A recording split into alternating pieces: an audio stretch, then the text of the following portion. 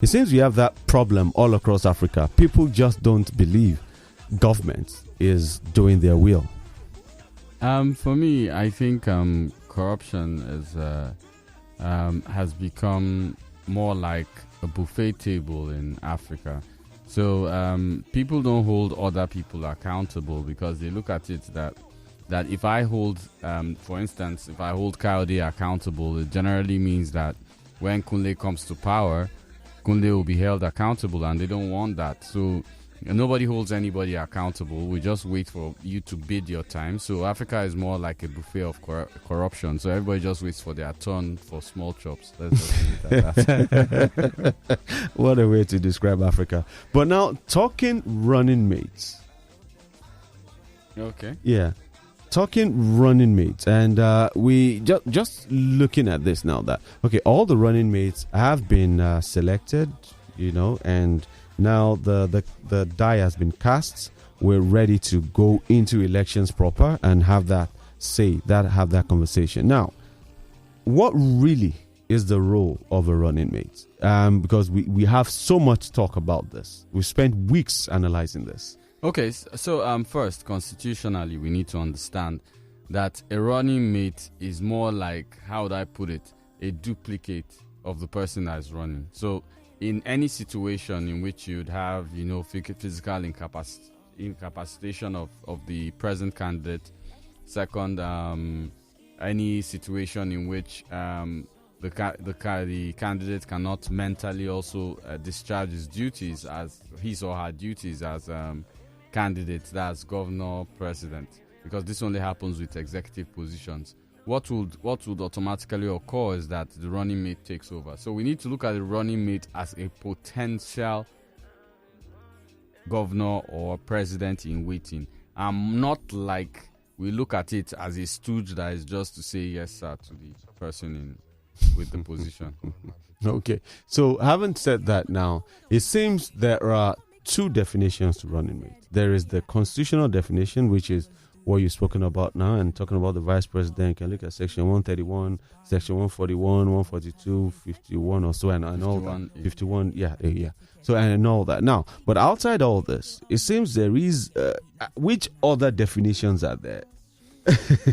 There's a new one based on the present Electoral Act. So, I think what's causing the fracas right now is that we've the old timing, as allowed by the earlier Electoral Act, was primaries were conducted about October, and all vice president matters and deputy governor matters were sorted out, all with governors too and presidents by December, and everybody jumped straight into elections. So there wasn't much time to discuss, a lot of other things that were going on with such decisions.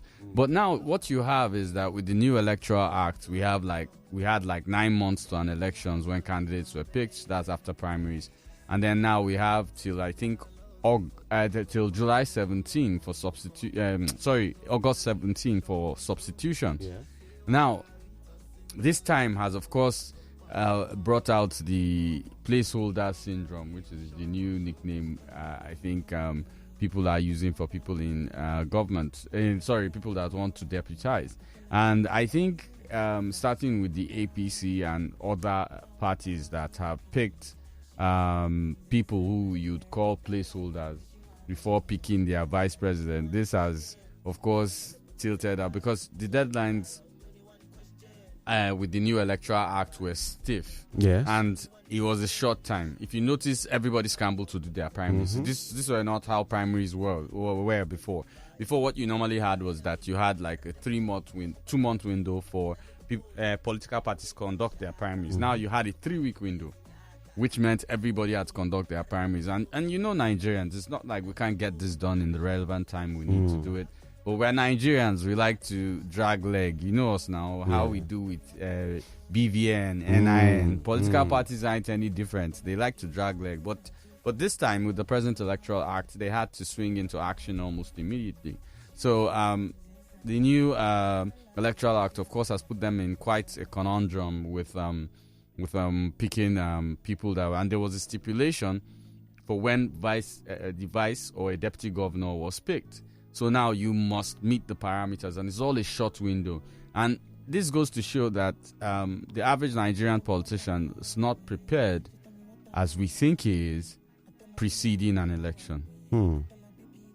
And that's quite worrisome, because it means when you say we're not prepared, what really does that mean? Let me understand that before I go ahead. So I don't know how I will dream to be president of this country, or I'll dream to be governor of a state, and I totally have no plan who my deputy governor or my vice president is. And that's where you have the lacuna between what is and what should be. One of the first things you should think is, okay, I'm going into this office. For me to be able to achieve this in this office, I should generally have this person working with me. This person meets social inclusion parameters. This person meets, and there's also something I'm getting to see, which is kind of painful.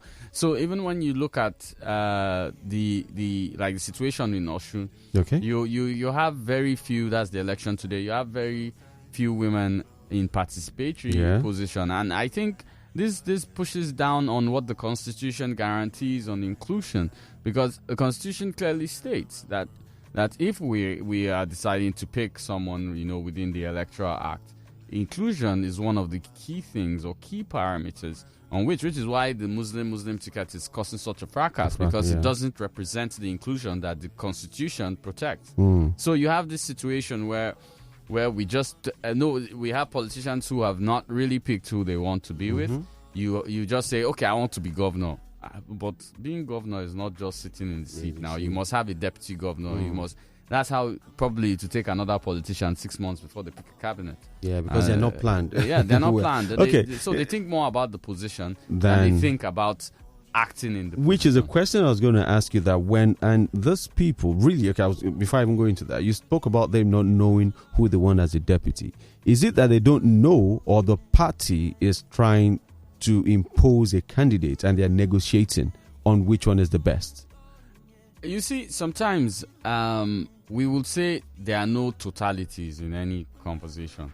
So that, of course, is relevant, and that, of course, can pass. But the situation we have in Nigeria is, even if you're going to run for office, you should at least have looked at the parameters. You should have been in the party long enough to know who the party would accept and who will run with you. But when we have a situation where you have people that are moving parties like a musical chair, you should understand that therein is a big problem. If you notice, I think they even do worse than the musical chairs. I believe they play the music for like 3 minutes. Those guys kind of move faster than the musical chairs. They just jump into chairs and try to change things. So if you were in the party long enough and you've planned to run for, the thing is that there's a common thing with Nigerians, and it's not only with old politicians, with young politicians. Till 2021, nobody thinks of running for office in 2023. How that happens, I don't understand. I believe running for office should be a long process, and it should be something that you'd say, okay, in 2020, this is 2022, I intend to run in 2027. And you start now, you already know the party, you start working within the internal party democracy, you start getting close to delegates, you start doing what is necessary so that by 2027 there wouldn't even be competition. But what happens is that everybody waits, and then it's like somebody just fires a gun sometime in 2021, and then everybody just, politics is coming in 2023, and then we all start scrambling, chasing delegates up and down, which is the reason why we have to bring out untold sums to those delegates. And then you have this whole situation where in the end, you totally don't even know what you're doing, and it turns into a madhouse. We saw what happened in the primaries, in the ADC, in the APC, in the PDP. I think the only peaceful primaries we had was the Labour Party, because even with the SDP, there was a little, Nigerian, Nigeria happened to them. Nigeria happened to them, and it's crazy. So I'd love to see a situation where our democracy will go to a point where people have made intentional decisions to run for office. I think it will be better for you. You spend less. If you've thought in 2022, I'll be running in 2027, and you've already started meeting with the party, meeting with people on the ground. This is how I want to do it. This is how I intend to change it. This is what this guy is doing. Let me know what I should do better. And then you are actually interacting with them. And then by the time other candidates want to do the scramble, you're already maybe 6 laps ahead in the relay.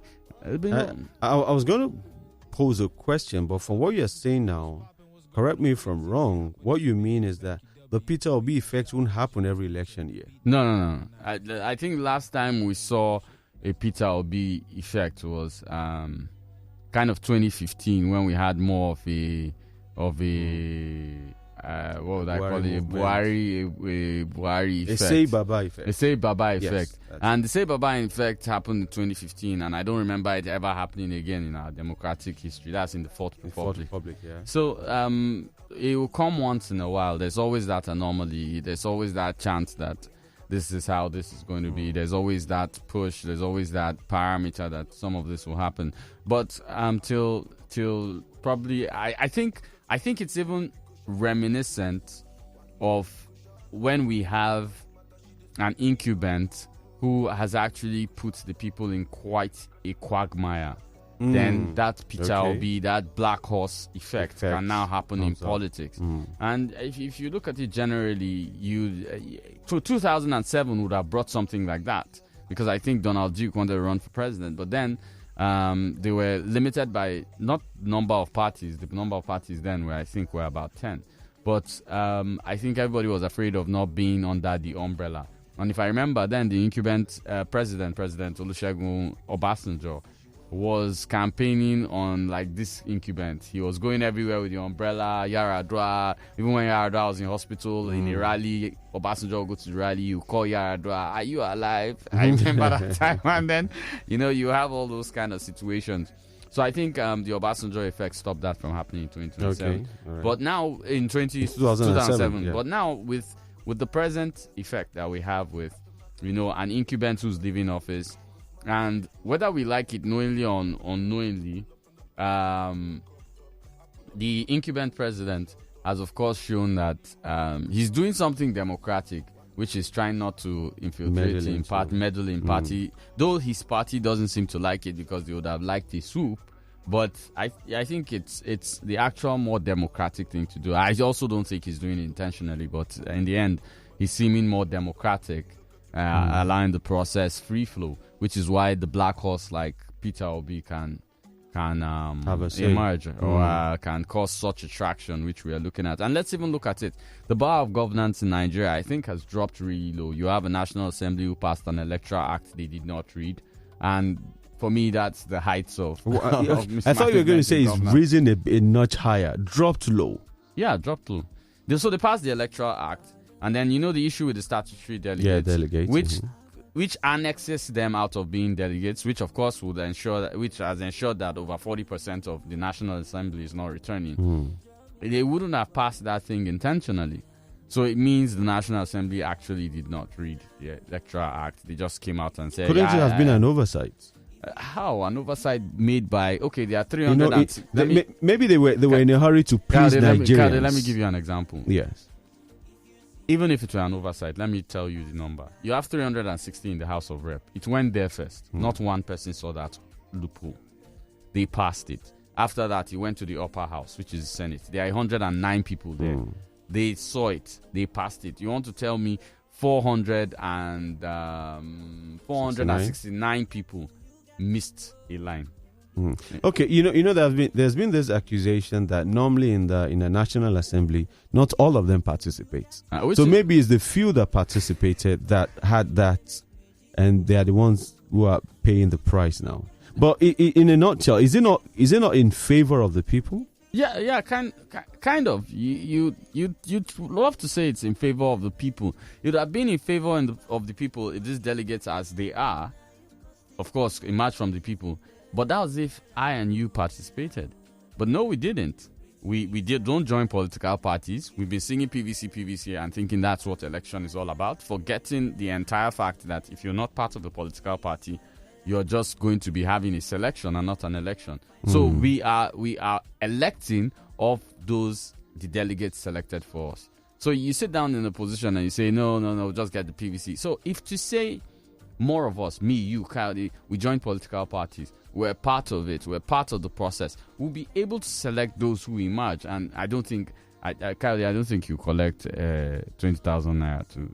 If you can convert it to maybe $200,000. $200,000 for each member of my family. Oh, what? Eh? That's a joke, by the way. But let's come back to the crux of the matter, which is the running mates now.